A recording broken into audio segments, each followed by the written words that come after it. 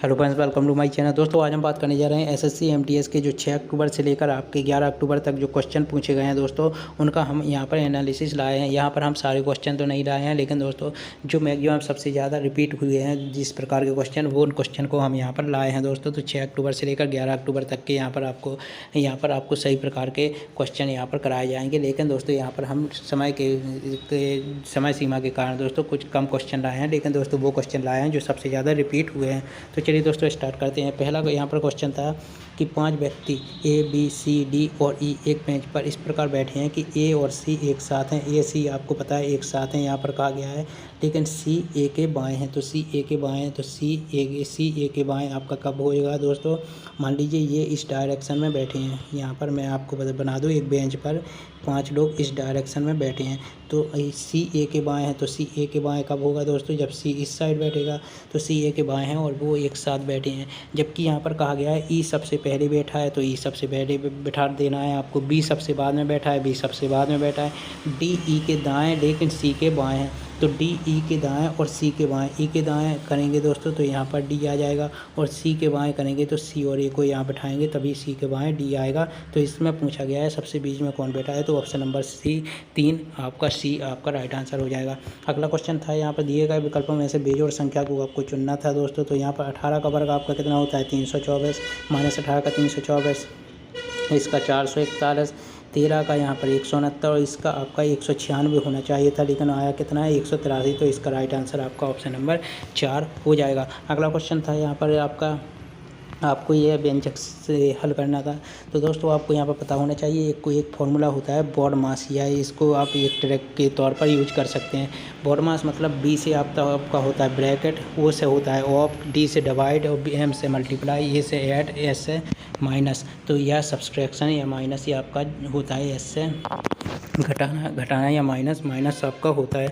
अब दोस्तों यहाँ पर आपको सबसे पहले इसका मतलब ये हो गया कि आपको सबसे पहले क्या करना है, आपको सबसे पहले ब्रैकेट हल करना है। तो ऑप्शन में आपका यहाँ पर क्वेश्चन में आपका ब्रैकेट दिया गया है, इसको सबसे पहले हल करेंगे। तो 45 - 15 बराबर 30 इसका मान आ जाएगा। उसके बाद ऑफ यहाँ पर दिया नहीं गया है, डिवाइड दिया गया है, तो डिवाइड को हल करेंगे। तो 168 में आपको 4 और 2 का भाग देना है। तो कैसे देंगे? 168 इंटू 1/4 कर देंगे, 1/2 कर देंगे, तो इसका मान आ जाएगा 21। तो इतने का मान आपका कितना आ जाएगा? 21 आ जाएगा। और माइनस का 11 का स्क्वायर कर देना है। तो चलिए दोस्तों हल कर दें। उसके बाद दोस्तों भाग के बाद आपको यहाँ पर क्या करना है? मल्टीप्लाई करना है, यानी गुणा करना है यहाँ पर, क्योंकि डिवाइड के बाद आपका यहाँ पर मल्टीप्लाई लिखा हुआ है। तो दोस्तों यहाँ पर आपको क्या करना है? 23 इंटू 2 46 इंटू 30, 46 इंटू 30 कर देंगे, या 30 इंटू 46 कर देंगे दोस्तों। 45 - 15 बराबर 30, और 46 23 दूनी 46, ये दोनों कर देंगे। उसके बाद आपका यहाँ पर जो इसका मान आपका कितना आया? 21 आया। इसका मान 121, तो ये माइनस का आपका ये दोनों मिलाएंगे तो माइनस का 100 हो जाएगा। और इसका मान आ जाएगा 1380। 1380 में से 100 घटाएंगे तो कितना आएगा? 1380 में से 100 घटाएंगे तो कितना आएगा? तो 1380 में से 100 घटाएंगे तो आपका 1280 आएगा। इसका राइट आंसर ऑप्शन नंबर 3 हो जाएगा। इसके ऑप्शन नंबर 3 हो जाएगा। इसके अलावा ऑप्शन नंबर 3 के अलावा दोस्तों इसका जो राइट आंसर है वह यहाँ पर इसका पूछा गया है राइट आंसर के क्या होगा। तो दोस्तों यहाँ पर आपका क्वेश्चन है, कितने वर्षों में 45% की वार्षिक दर से 8,000 रुपये प्रति 4 महीने मिश्रित होकर 12,167 रुपये हो जाएंगे। तो दोस्तों यहाँ पर आपको ध्यान रखना है, आपने क्वेश्चन सुना होगा कि आपकी दर वार्षिक दी जाती है, लेकिन दोस्तों उसमें पूछा जाता है ब्याज की गणना आपको 6 माही करना है।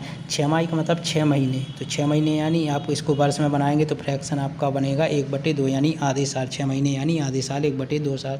तो यहाँ पर हम क्या कर देते हैं? दर को आधा कर देते हैं और समय को हम दोगुना कर देते हैं।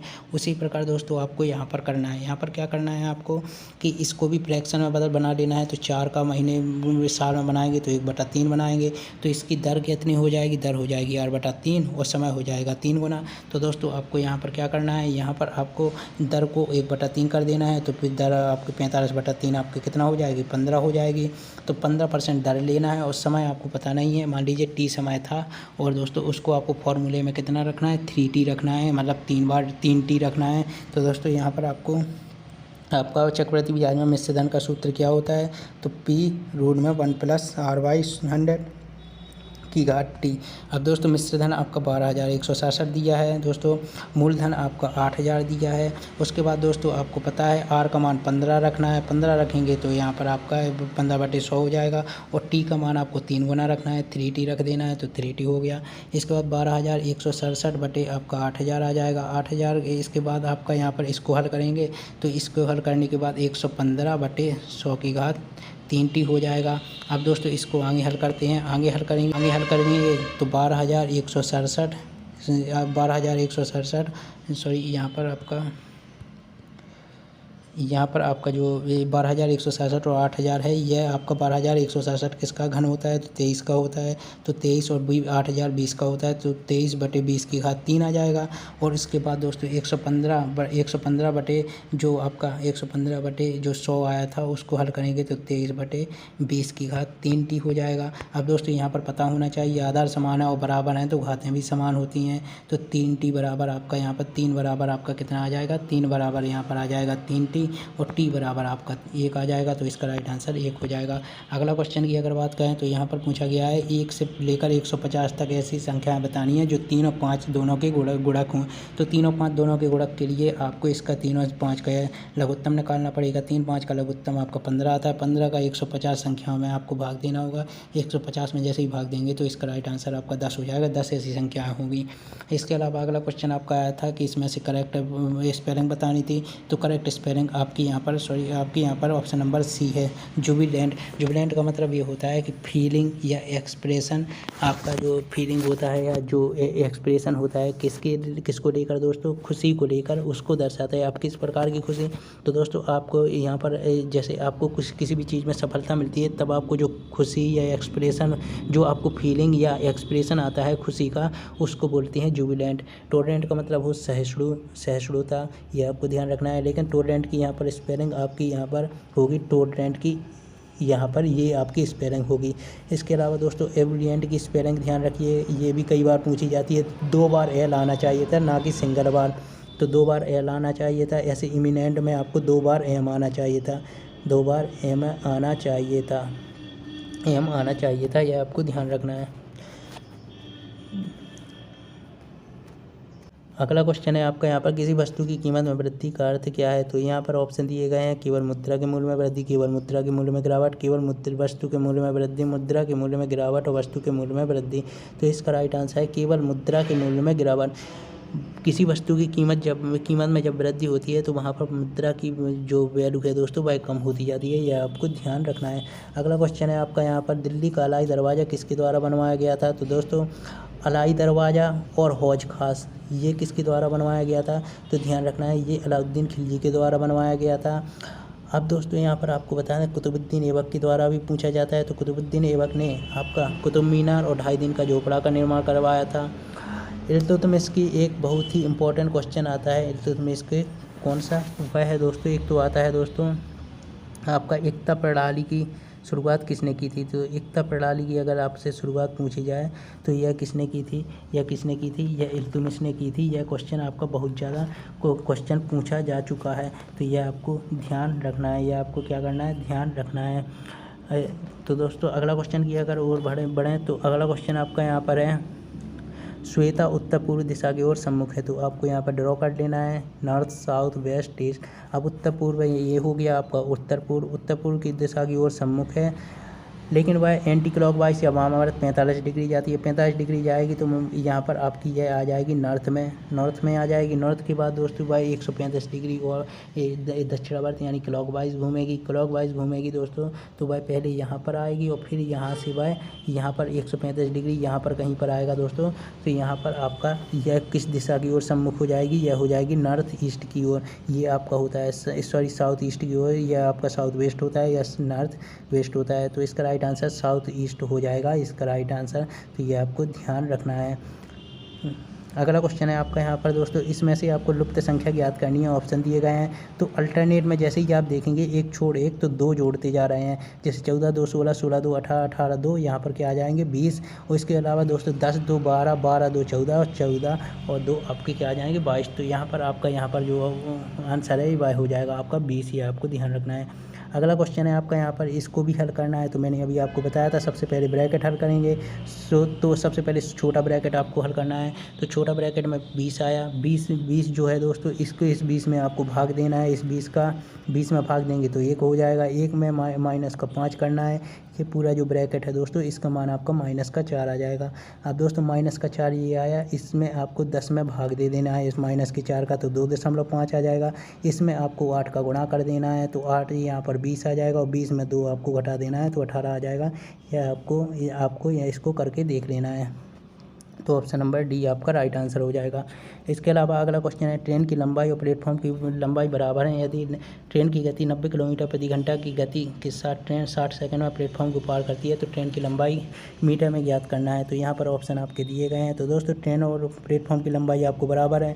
और दोस्तों आपको यहाँ पर पता है, जब कोई ट्रेन प्लेटफॉर्म को पार करती है तो क्या होता है, तो कुछ नहीं आपको करना होता है, चाल की या आपको यहाँ पर गति का आपका फॉर्मूला पता है, ये दूरी बटे समय होता है, दूरी बटे समय। तो दोस्तों यहाँ पर आपको क्या करना है, ट्रेन की जो गति है वह दी गई है 90 किलोमीटर प्रति घंटा, लेकिन इसको आपको किलोमीटर से आपको यहाँ पर इसको मीटर में बदल देना है। तो दोस्तों 90 किलोमीटर प्रति घंटा से आपको यहाँ पर इसकी वैल्यू को मीटर प्रति सेकंड में बनाना है। तो 5/18 करेंगे तो 18 पंचे 90, तो यहाँ पर हो जाएगा 5 पंचे 25, 25 बराबर आपका यहाँ पर क्या आ जाएगा, 25 आपकी गति रख देंगे। और दूरी जो है दोस्तों ट्रेन और प्लेटफॉर्म की बराबर है, तो दोस्तों दोनों की दूरी जुड़ जाती है। तो दोनों की दूरी मान लीजिए h है तो 2h हो जाएगी। और यहाँ पर आपकी जो समय है बस 60 दिया गया है, तो h बराबर 750 आ जाएगा, h बराबर 750 आ जाएगा। तो ऑप्शन नंबर डी आपका क्या हो जाएगा, इसका राइट आंसर हो जाएगा ऑप्शन नंबर डी। तो ऑप्शन नंबर डी इसका क्या हो गया, राइट आंसर हो जाएगा। अगला क्वेश्चन की ओर अगर बढ़ें तो अगला क्वेश्चन आपका यहाँ पर है, किसी स्टूल को 72 रुपये में बेचने पर किसी बढ़ई को 10% की हानि होती है। वह यदि वह स्टूल को 96 रुपये में बेचता है तो तब उसे कितना लाभ होगा। तो दोस्तों आपको यहाँ पर पता है, किसी वस्तु का जो 100 किसी भी वस्तु का पर ना तो हानि होती है, ना ही आपको इस पर लाभ होता है। तो वह होता है 100% पर ना तो आपको हानि होती है ना ही लाभ होती है। लेकिन दोस्तों अगर आपसे 100% से अगर कम हो दोस्तों तो आपको हानि होगी, और 100% से आपके किसी भी चीज़ इसका मूल्य हो दोस्तों तो वह आपका लाभ को दर्शाता है। तो यहाँ पर आपको कहा गया है 10% की हानि, तो 100% में 10% की हानि मतलब आपको 10 घटाना होगा। तो 90% बराबर आपका क्या है, 72 है। अब यहाँ पर पूछा गया है 96 रुपये में बेचने पर उसको कितना लाभ होगा। तो ये 72 बराबर 90% है, तो यहाँ पर आपको 96 बराबर कितना होगा, तो 90% बटे 72 इंटू 96 कर देना है।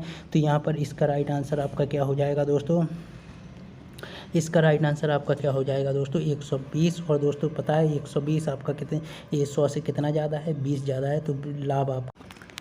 तो दोस्तों इसका राइट आंसर आपको पता है दोस्तों क्या होगा, आपका 20%।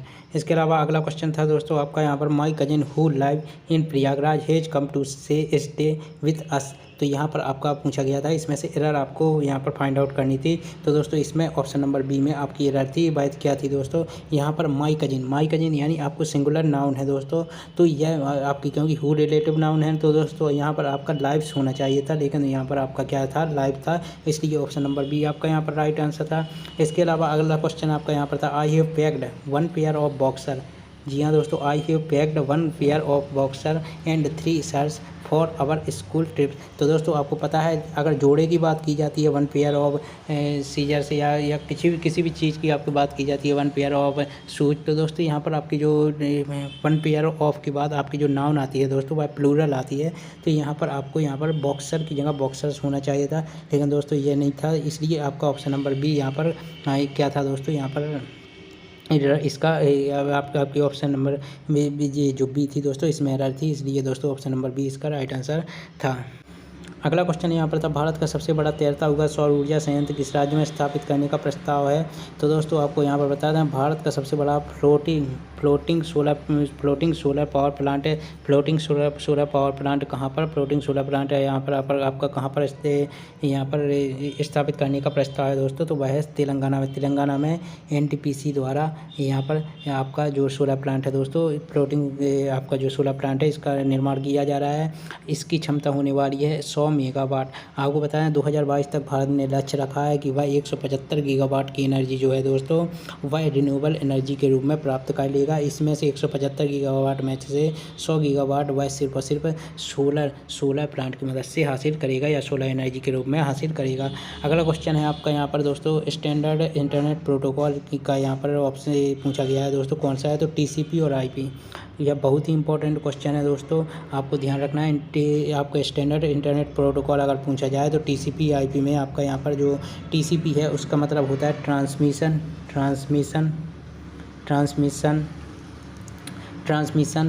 कंट्रोल प्रोटोकॉल, और IP का मतलब हो जाता है इंटरनेट प्रोटोकॉल। तो ट्रांसमिशन कंट्रोल प्रोटोकॉल और इंटरनेट प्रोटोकॉल ये आपको ध्यान रखना है। इसके अलावा दोस्तों ये तो आपका हो गया इसका राइट आंसर। इसके अलावा UDP का फुल फॉर्म क्या होता है, तो यूजर डाटाग्राम प्रोटोकॉल। इसके अलावा FTP का होता है फाइल ट्रांसफ़र प्रोटोकॉल। WWW का होता है वर्ल्ड वाइड वेब, और WWW की आविष्कार किसने किया था, वह किया था टिम बर्नर्स-ली ने। ये आपको ध्यान रखना है। अगला क्वेश्चन है ब्रेव का यहाँ पर भी आपको रीजनिंग का क्वेश्चन है, तो ब्रेव का यहाँ पर मीनिंग दिया गया था FWBSC। तो यहाँ पर लोगोस का बताना था। तो दोस्तों इन सब में आपको एक चीज़ ध्यान रखना है, एक ए में एक जोड़ेंगे तो B होगा। इसके बाद सब त्रियक आपको करना था। यहाँ पर क्रॉस में जा रहे हैं सब कुछ, तो यहाँ पर आप देख सकते हैं R है, R में एक जोड़ेंगे तो यहाँ पर इस साइड S हो जाएगा। B में यहाँ पर जोड़ेंगे एक तो इस साइड C हो जाएगा। इसी प्रकार V में आप यहाँ पर एक जोड़ेंगे तो यहाँ पर इस साइड W हो जाएगा। E में यहाँ पर एक जोड़ेंगे तो इस साइड आपका F हो जाएगा। तो इसी प्रकार लोगोस में आपको G से H देखना, H जोड़ना था, G में एक H जोड़ना था। उसके बाद O के बाद आपका यहाँ पर हो जाता है, O के बाद P हो जाता है, यहाँ पर O के बाद P हो जाता है, S के बाद यहाँ पर T हो जाता, और L के बाद M हो जाता है।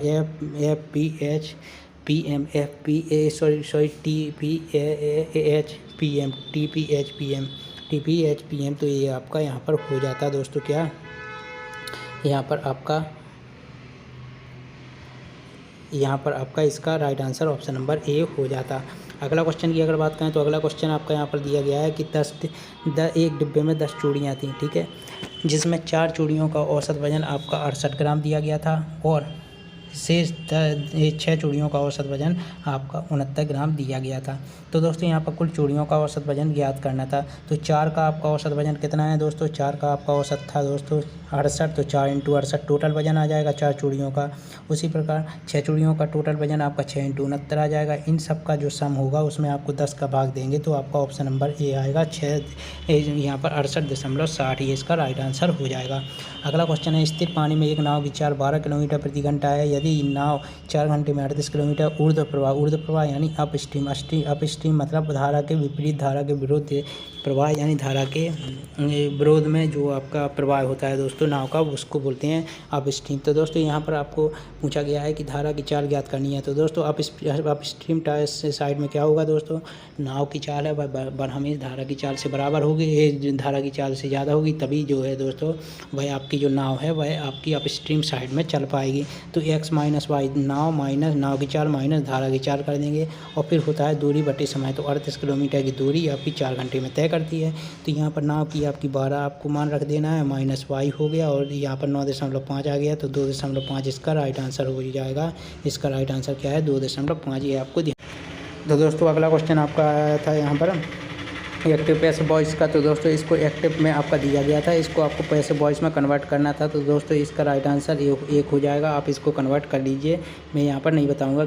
इसके अलावा दोस्तों आपको यहाँ पर बता दें, अगला क्वेश्चन था दोस्तों आपका यहाँ पर कि कौन सा इसमें से संयुक्त राष्ट्र संघ का अंग नहीं है। तो दोस्तों यहाँ पर सचिवालय, सेक्रेटरीट यह तो अंग है, महासभा यह भी अंग है, अंतर्राष्ट्रीय न्यायालय का मुख्यालय कहाँ है, द हेग कहाँ पर दोस्तों, नीदरलैंड में, यह आपको ध्यान रखना है। तो अंतर्राष्ट्रीय न्यायालय, महासभा और सचिवालय यह तो संयुक्त राष्ट्र संघ का अंग है, लेकिन विश्व स्वास्थ्य संगठन यह संयुक्त राष्ट्र संघ का अंग नहीं है। इसकी स्थापना हुई थी 7 अप्रैल 1948 को, यह आपको ध्यान रखना है। WHO की स्थापना कब हुई थी, 7 अप्रैल 1948 को। और दोस्तों इसके वर्तमान में अध्यक्ष कौन है, तो इसके वर्तमान में जो अध्यक्ष हैं वह है दोस्तों टेड्रोस आपके एडहोनोम